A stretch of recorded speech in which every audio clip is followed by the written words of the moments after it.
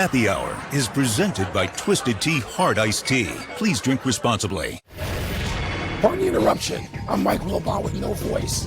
Tony, a man wearing only a Speedo, tried to barge into a police station in New Hampshire. I'm Tony Kornheiser. I was not wearing a Speedo. It was a bikini bottom. Okay, it wasn't. Yeah. What happened to your voice? I don't know. It's awful. I was screaming at football games. Are you not going to talk all day? Do I have to carry the whole show? Yes, you do. All right, I can do that. Although I took a flu shot today, I'm a little fuzzy. Took a flu shot 2 Welcome days to ago. PTI, boys and girls. In today's episode, Brian Kelly's out. Kim Scatterbull is down, and the World Series is back. But we begin today with what was a pretty ordinary day in the NFL yesterday, probably the first time all year. But there were a few extraordinary individual performances that bear discussing. At one point, Jordan Love completed 20 passes in a row as Green Bay went to Pittsburgh and beat old Packer Aaron Rodgers and the Steelers convincingly. Drake May got New England its fifth win in a row, went 18 of 24 for 282 yards and 3 touchdowns in an easy victory over Cleveland. Bo Nix threw for 4 touchdowns, led Denver to 44 points against Dallas, and Jonathan Taylor rushed for 153 yards and 12 carries, ran for 2 touchdowns, caught a 3rd touchdown as Indianapolis obliterated Tennessee. Wilbon, use your voice sparingly. Which performance were you most impressed by? Jonathan Taylor is my runner-up because running backs were forgotten, and he is like he could have played in that era where every good team was. Don't steal my stuff. I'm going there. Don't steal my stuff. I haven't looked at your notes yet, but I'm gonna go with Love. I'm gonna go with him. I did something last night I've done maybe 3 times in 60 years.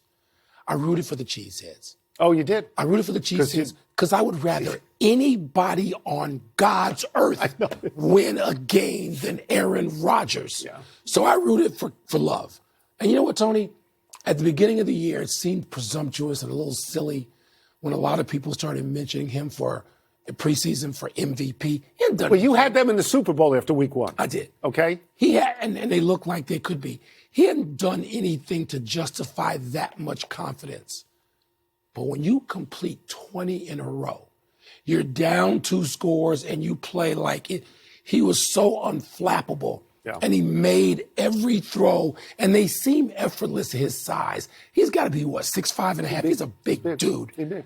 And I just loved it that Aaron Rodgers had to settle for a hug and a goodbye. Yeah. So I thought all the quarterbacks were uniformly good. They were terrific. Love did what I expected. He rose to the moment. He is that good.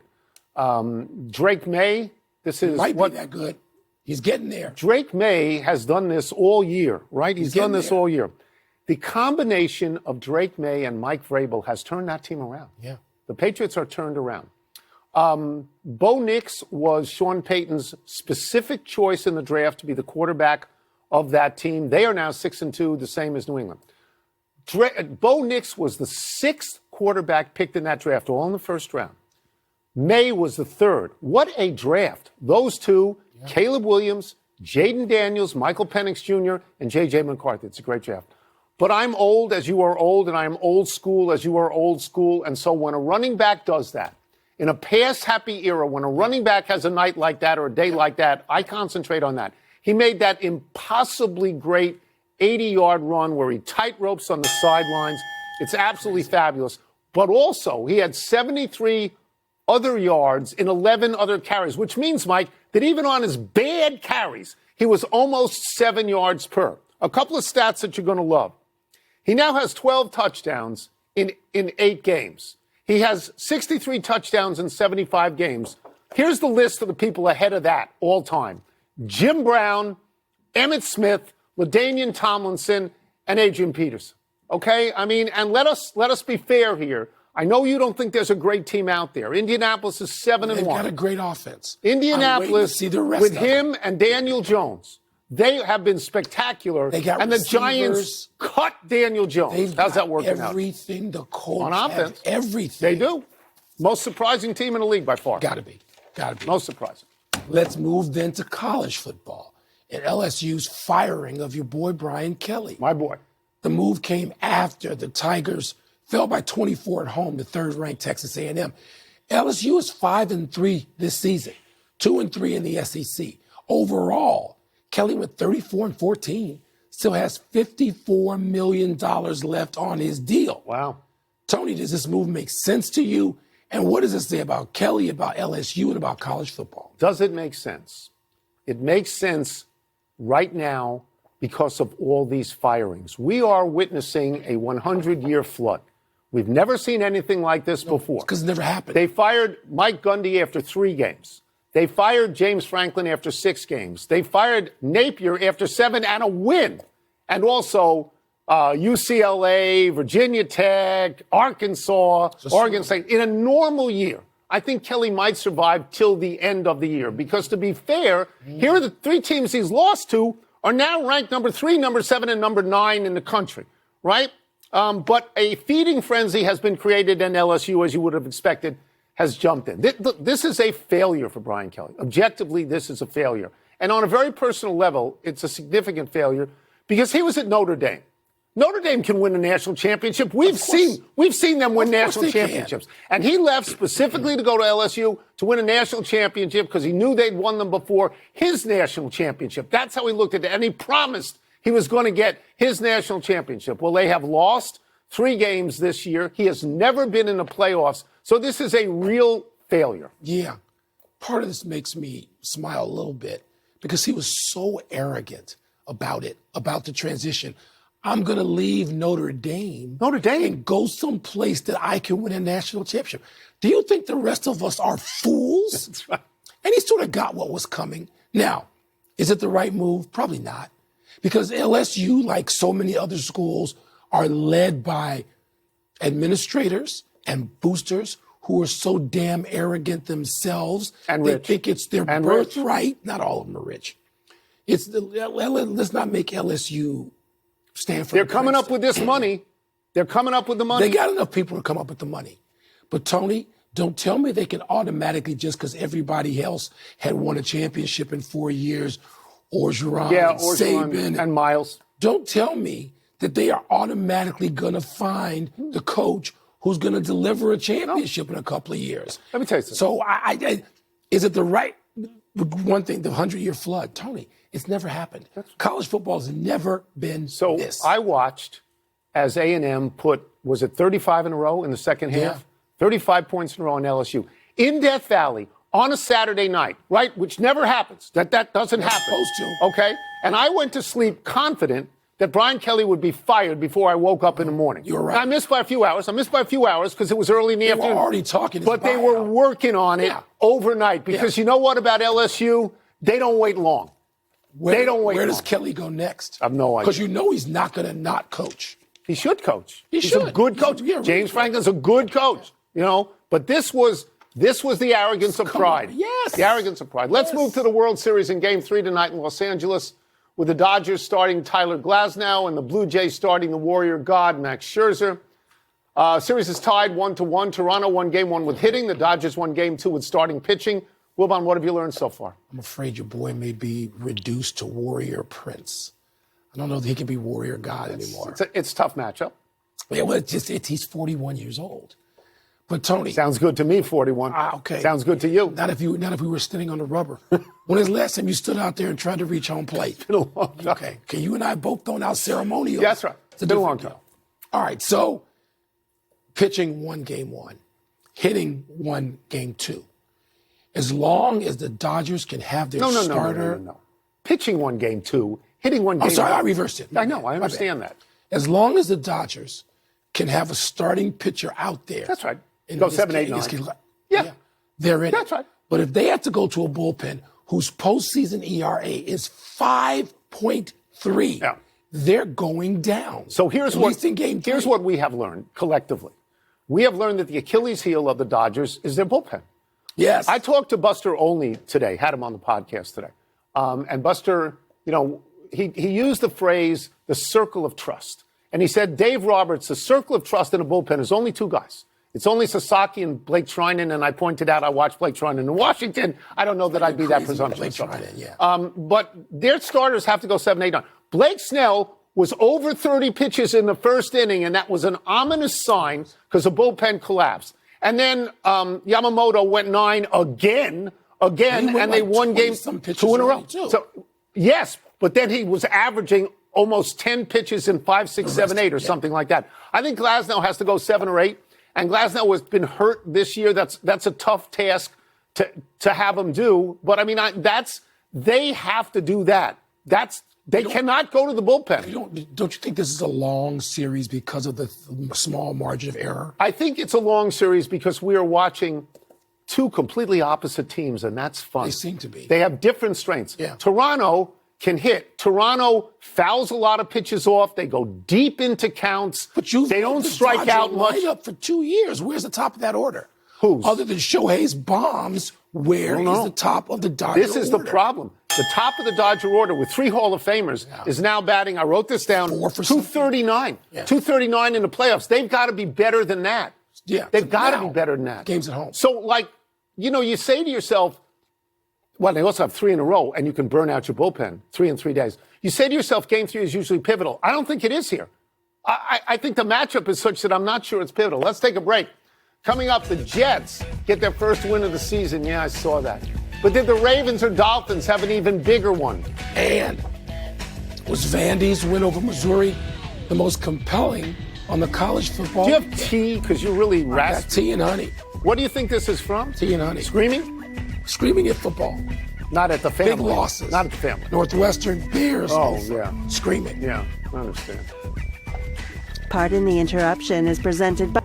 Welcome back to Pardon the Interruption, presented by Twisted Tea Hard Iced Tea, part of Happy Hour.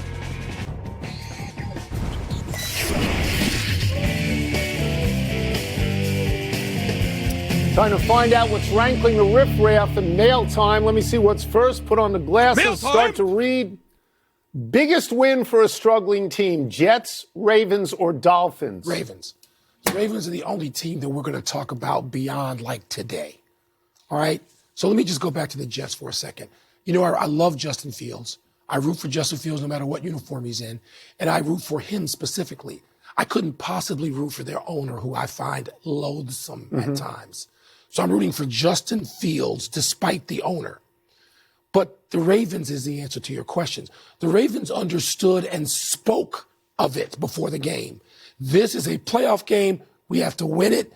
They went out there and beat the Bears to it, and they're back in the mix. You don't want to mention the Dolphins? You don't Not care. particularly. Okay. So this show is based on fundamental disagreement. I have no disagreement. The answer here is the Ravens. And the reason is because they can actually still make the playoffs in their terrible division, and the other two teams cannot. That's right. Okay.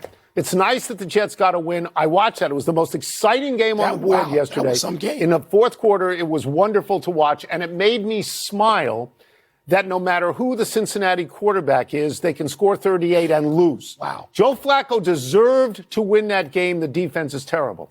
Nice to see the Dolphins get a win because we had parked them on the side of the road for a few weeks.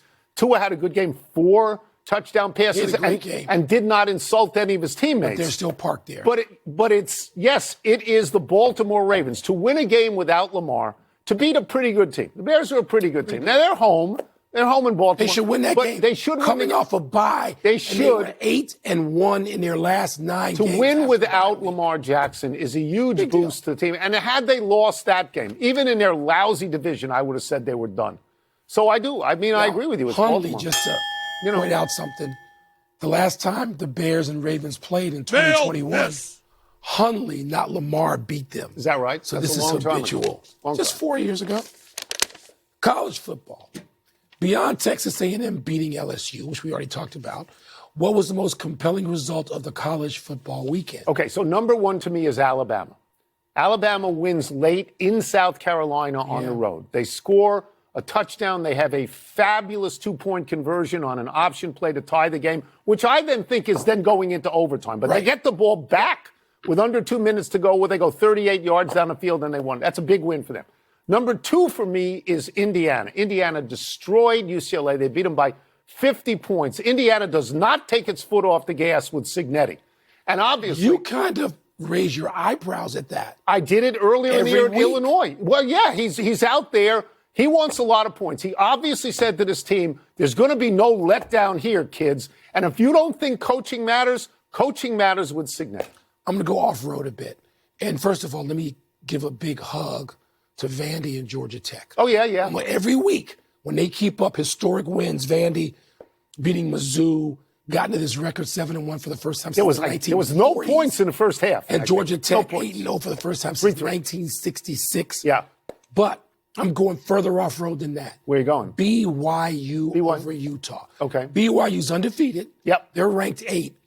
But they're going to play at Texas Tech in 2 weeks. And Texas Tech is ranked right behind them. Good. Come on. That's a big game, and it's off of the Big Ten SEC beaten path. I like to see this. I want to see whether or not BYU or Texas Tech has a chance at or in the playoffs. So I believe this is true that the Big 12, which we think of as a non-conference most of the time, has a lot of ranked teams this year. Yeah, they did. Yeah, they have a lot of ranked teams. So you didn't mention any Big 10 stuff. You didn't Indiana. Well, you took Indiana. Would you have taken it? That was the only one. Okay, that was the only one. Enough email. Let's try one last break, or take one last break if I could read. But still to come, the Chiefs try to make it 3 wins in a row tonight. And will the Lakers be okay without Luka? Northwestern got hosed at Nebraska by the Big Ten officiating crew, which was too gutless to make a call. Really? Gutless to make a call late. A holding call on a would-be touchdown pass. They didn't make it. People should be suspended. Now, I just mentioned. Is that how your voice got like this? Yes. Okay. Screaming. I didn't even scream at Mike Gleason, no. I did not scream at our favorite hustler. Pardon the Interruption is presented by the refreshing taste of Twisted Tea Hard Iced Tea. Please drink responsibly. Part of Happy Hour. Happy time, people. Happy 66th birthday, Rick Carlisle. We go back a long way with Carlisle, to when he played for Terry Holland at UVA, back to when all 3 of us had hair. Carlisle was a nice player at Virginia, playing with Ralph Sampson, but Carlisle's basketball acclaim comes from coaching, not playing, though he was on the 1986 world champion Boston Celtics. Carlisle coaches the Pacers, who he guided to the NBA Finals last season and might have won had Tyrese Halliburton not torn his Achilles. Carlisle won an NBA title coaching Dallas and Dirk Nowitzki in 2011. Previously, Carlisle had been Coach of the Year in Detroit in 2002.